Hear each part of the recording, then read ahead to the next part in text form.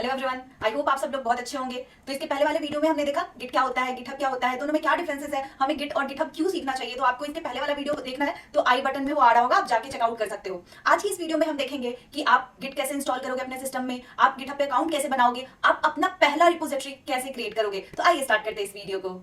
सबसे पहले हम गिट डाउनलोड करेंगे according to our operating system. Windows के लिए अलग तरीके फॉलो होंगे, मैक ओएस के लिए अलग, लिनक्स के लिए अलग, थोड़ा बहुत स्टेप्स में वेरिएशन होता है। तो कैसे करना है मैं आपको एक बार बता देती हूँ। तो आप यहाँ पे सर्च करोगे git download and your operating system. My operating system is Mac OS, तो मैं मैक ओएस के लिए सेलेक्ट कर रही हूँ। एंड जब आप यहाँ पे आओगे, यहाँ पे आपको विंडोज, मैक ओएस, लिनक्स ये सब के लिए एक पूरा का पूरा प्रोसीजर मिल जाएगा कि आप गिट इंस्टॉल कैसे कर सकते हो। अगर आप मैक ओएस को फॉलो कर रहे हो, you just have to put all these commands in your terminal और उसके बाद आपका गिट इंस्टॉल हो जाएगा। अगर आप विंडो के यूजर हो तो आप यहाँ पे से सिंपली डाउनलोड कर सकते हो via clicking on this installer, और उसके बाद आप चेक करोगे कि आपके में गिट इंस्टॉल है या नहीं। कैसे चेक करोगे, आप टर्मिनल ओपन करोगे and you have to put one command git -v या फिर गिट -- वर्जन। तो एक बार हम इसको अपने सिस्टम में चेक कर लेते हैं कि हमारे में है या नहीं। आप भी इंस्टॉल करने से पहले एक बार चेक कर लोगे कि आपके सिस्टम में गिट इंस्टॉल है या नहीं। ये आपको कैसे पता चलेगा, तो let us open the terminal. तो आपको जो कमांड पुट करनी है गिट -वर्जन, या फिर आप कर सकते हो गिट -- वर्जन, है ना। These all the commands to check the git version. तो इन दोनों ही कमांड से सेम आउटपुट आएगा। अगर आपके में इंस्टॉल होगा तो you will be having something this kind of interface coming up. यहाँ पे वर्जन चेंज हो सकते हैं, मेरे और आपके वर्जन डिफर कर सकते हैं, डोंट वरी, बट आपके में इंस्टॉल होना चाहिए। If git is not install in your system तो आप ये सारे प्रोसीजर फॉलो कर सकते हैं according to your operating system. उसके बाद हमारा दूसरा स्टेप होगा, हम यहाँ पे गिटहब पे अकाउंट बनाएंगे। तो गिटहब पे अकाउंट आप कैसे बनाओगे, आप सर्च करोगे github.com, ठीक है। अगर आपने गिटहब पे अकाउंट बना लिया है तो आप यहाँ से साइन इन करोगे, otherwise you have to do sign up. Sign up करने में भी you have to ways to follow. सीधा आप गूगल से कंटिन्यू कर दो या फिर just fill all the details. मैं यहाँ से गूगल से कंटिन्यू कर रही हूँ। It will ask some of your details, तो वहाँ पे आप फिल कर देना। उसके बाद you will have the interface something like this. So many congratulations, you have installed git, you have created an account on GitHub. तो अब हम सीखेंगे गिटहब पे रिपोजिटरी कैसे बनाते हैं। अब रिपोजिटरी का क्या मतलब होता है, रिपोजिटरी मींस फोल्डर। जैसे आपके अपने सिस्टम पे अपने कंप्यूटर पे डिफरेंट फोल्डर्स है ना, तो यहाँ भी हम कोड को सेपरेट आउट करने के लिए फोल्डर्स बनाते हैं और उन फोल्डर्स को हम गिटहब के टर्म में रिपोजिटरी बोलते हैं। तो यहाँ पे जब आप ओपन करोगे you will have something this kind of interface. हम यहाँ से रिपोजिटरी क्रिएट कर रहे हैं, मतलब फोल्डर क्रिएट कर रहे हैं, है ना।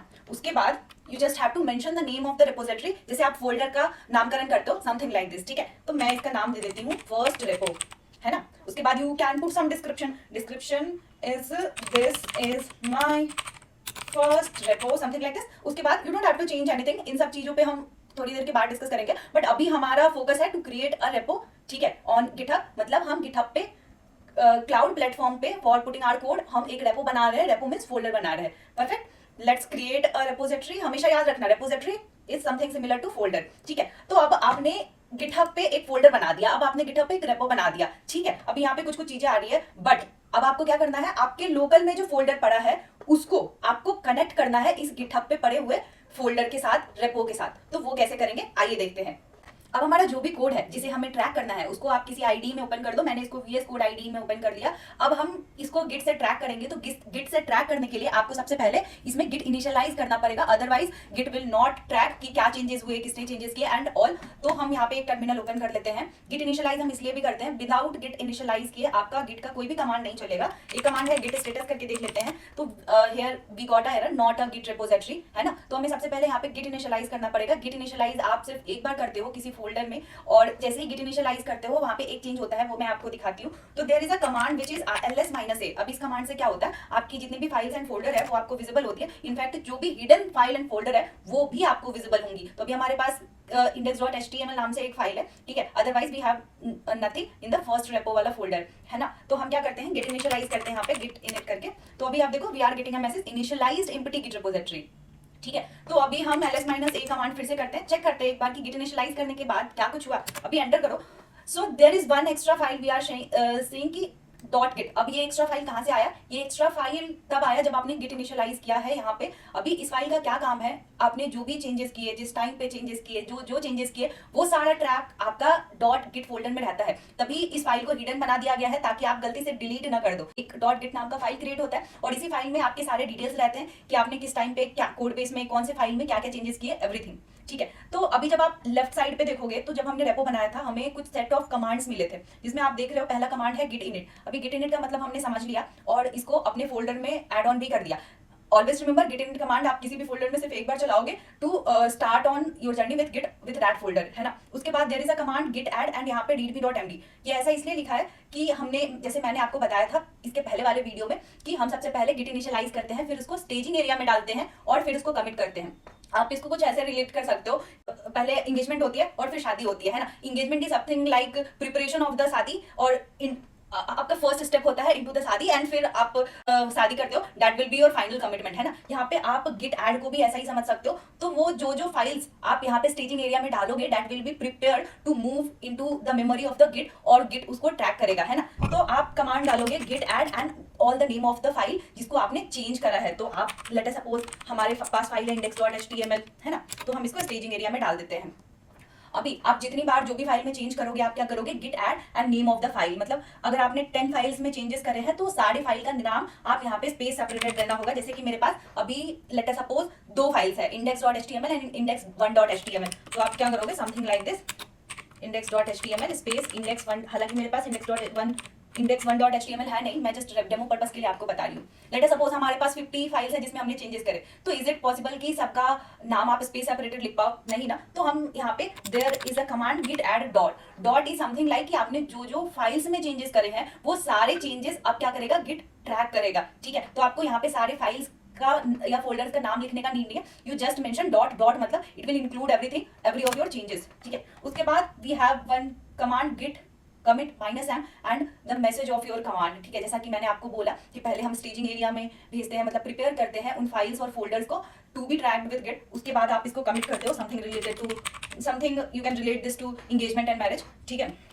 तो गिट कमिट -m, उसके बाद डबल कोट्स में आप एक मीनिंगफुल मैसेज देते हो जिसे आपको याद रहता है कि अभी जब आपने कमिट किया है तो इस टाइम पे आपने क्या चेंजेस करे हैं, है ना। जैसे कि आपने कोई फीचर ऐड किया है, कोई बग सॉल्व किया है, व्हाटएवर इट इज, है ना। तो जैसे मैं यहाँ पे दे देती हूँ इनिशियल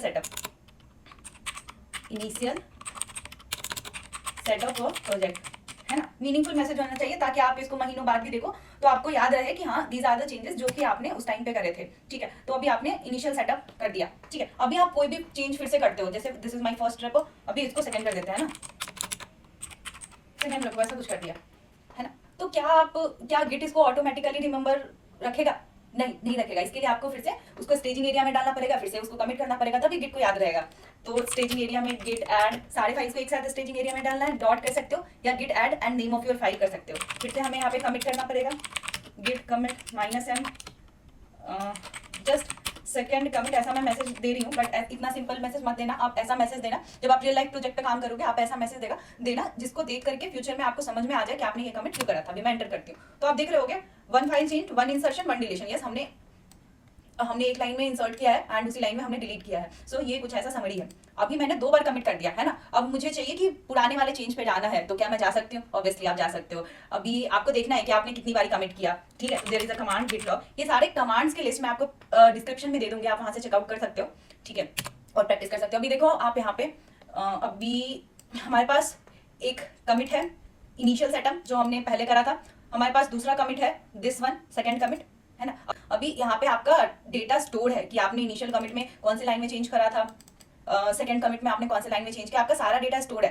बट अभी ये डेटा आपके लोकल कंप्यूटर में स्टोर्ड है। जैसे चैतन्य का प्रॉब्लम था, चैतन्य अकेले तो काम कर पा रहे थे बट टीम कोलैबोरेशन में उनको प्रॉब्लम आ रही थी। तो अभी आपके लोकल कंप्यूटर में सारा हिस्ट्री है कि आपने 1 महीने पहले क्या काम किया था। चैतन्य का प्रॉब्लम, ये प्रॉब्लम तो डिसॉल्व हो गया कि 1 महीने पहले उसने क्या काम किया था। अब वो यहाँ से पीछे जाके अंडू करके अपनी मिस्टेक्स को अंडू कर सकते हैं, है ना। But his second problem was उनको टीम कोलैबोरेशन करना है, तो उनके लिए उनको गिटहब पे अकाउंट बनाना पड़ा। गिटहब पे अकाउंट बनाने के बाद आपका जो लोकल फोल्डर है, लोकल गिट है, उसको आप लिंक करोगे गिटहब से। तो वो लिंक कैसे करना है उसके लिए यहाँ पे हमारे पास स्टेप्स है। हमने गिट इनिट कर दिया, ऐड कर दिया, कमिट कर दिया। अभी हमारे पास 3 कमांड्स है। इन कमांड्स को मैं ऊपर से बता दूंगी बट इनका इन डेप्थ मीनिंग हम आगे के लेक्चर्स में पढ़ेंगे, ठीक है। तो हमारे पास एक कमांड है गिट ब्रांच -m मेन, ठीक है। तो वो अभी इस कमांड से क्या हो रहा है जस्ट मैं बता दे रही हूँ। बाय डिफॉल्ट जो ब्रांच होती है वो मास्टर होती है। आप जब करोगे इनिशियलाइज, यहाँ पे अभी जो हम करंट ट्रेंड फॉलो कर रहे हैं कि डिफॉल्ट ब्रांच मेन सब लोग रखते हैं। तो अगर आप चाहो डिफॉल्ट ब्रांच मास्टर रखने का तो आप इस कमांड को स्किप भी कर सकते हो। ब्रांचिंग का पूरा कॉन्सेप्ट हम आगे के वीडियोस में देखेंगे, ठीक है। उसके बाद वी हैव दीज 2 कमांड्स। तो अभी वो दोनों कमांड को मैं कॉपी कर लेती हूँ और यहाँ पे पेस्ट कर देती हूँ। अब दोनों कमांड का मतलब मैं बताती हूँ। ये जो लिखा है git remote add origin and some URL, ये कमांड क्या कर रहा है, आपके लोकल फोल्डर को उस git रेपो से कनेक्ट कर रहा है। So command is something like git remote add origin, है ना। ये origin एक वेरिएबल है जिसमें कि ये पूरा का पूरा आपके रेपो का लिंक पड़ा रहेगा। So you are connecting your local folder with the repository. और यहाँ पे git push minus u origin, इस कमांड में आप क्या कर रहे हो, आप अपने कोड को, जो आपके कोड लोकल में पड़े हैं, उनको गिटहब पे पुश कर रहे हो, गिटहब पे पड़े रिपोजिटरी पे पुश कर रहे हो, origin मतलब इस लिंक पे पुश कर रहे हो मेन ब्रांच में। अभी हम यहाँ से एंटर कर देते हैं। अभी आप अलाउ करोगे तो अभी यहाँ पे प्रॉब्लम आएगी क्योंकि गिट के क्रेडेंशियल यहाँ पे कन्फिगर नहीं करे हैं, है ना। तो वो कन्फिगर करने के लिए आपके पास दो तरीके हैं। पहला तरीका है कि आप यहाँ पे एक टर्मिनल ओपन कर दो और हम कमांड डालेंगे किस तरीके से, गिट कन्फिग ग्लोबली हम अपने यूजर नेम और ईमेल को कन्फिगर करेंगे जो भी हमारे गिटहब अकाउंट में यूज हुए हैं। तो यूजर डॉट ईमेल, आप यहाँ पे वो ईमेल यूज करोगे जो आपने गिटहब बनाते टाइम यूज किया है। तो मैं अपना ईमेल आईडी दे रही हूँ।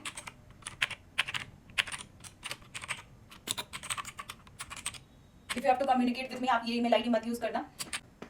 सो मैंने यहाँ पे अपना ईमेल सेटअप कर दिया। अभी आपको यूजर नेम, जो भी आपका गिटहब का यूजर नेम है, वो यहाँ पे सेटअप करना है। Minus minus global user dot user name. अभी आपको यूजर नेम कहाँ पे मिल जाएगा, प्रोफाइल गिटहब पे।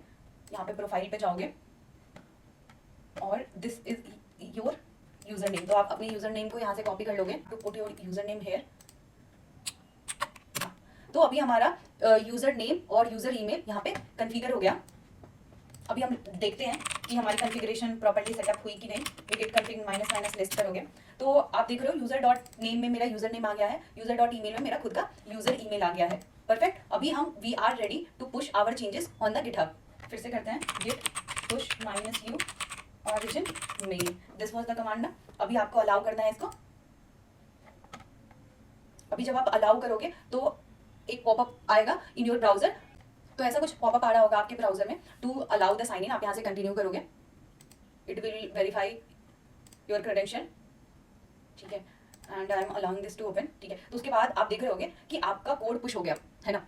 अभी हम यहाँ पे अपना जो रेपो था वहाँ पे आते हैं उसके लिंक पे, और this is your repo, and हम यहाँ से अपने पेज को रिफ्रेश करते हैं। तो guys congratulations, you have pushed your code into your GitHub, है ना। सो ये पूरा का पूरा प्रोसीजर मैं एक बार आपको रिवाइज करवा देती हूँ। It is something like this कि आपने क्या किया, आपने सबसे पहले गिट इंस्टॉल किया ओवर योर सिस्टम, उसके बाद गिटहब पे अकाउंट बनाया, गिटहब पे रेपो बनाया, उसके बाद आपका जो लोकल कोड था जिसको आपको गिटहब पे पुश करना था, आपने उस लोकल कोड को अपने आईडी में ओपन किया। वहां पे आपने उस आईडी में उस फोल्डर के अंदर गिट इनिशियलाइज किया by the command git init. Git initialize करने के बाद आप जो भी चेंज कर रहे हो उन चेंजेस को स्टेजिंग एरिया में डालने के लिए git add and the name of your file कर रहे थे। अगर आपके पास फाइल की लिस्ट लंबी है तो आप गिट ऐड डॉट भी कर सकते हो। स्टेजिंग एरिया में डालने के बाद आप क्या करते हो, उसको कमिट करते हो ताकि गिट परमानेंटली उस चेंजेस को याद रखे। तो git commit minus m and फिर मैसेज लिखते हो। जितनी बार भी आप चेंजेस करोगे git add and git commit आपको हर बारी करना पड़ेगा। क्या करते हो, आपका जो लोकल फोल्डर है उसको आप कनेक्ट करते हो गिटहब पे पड़े हुए रेपोजिटरी से। कनेक्ट करने के बाद आप क्या करते हो, उस पर पुश करते हो। अगर आपका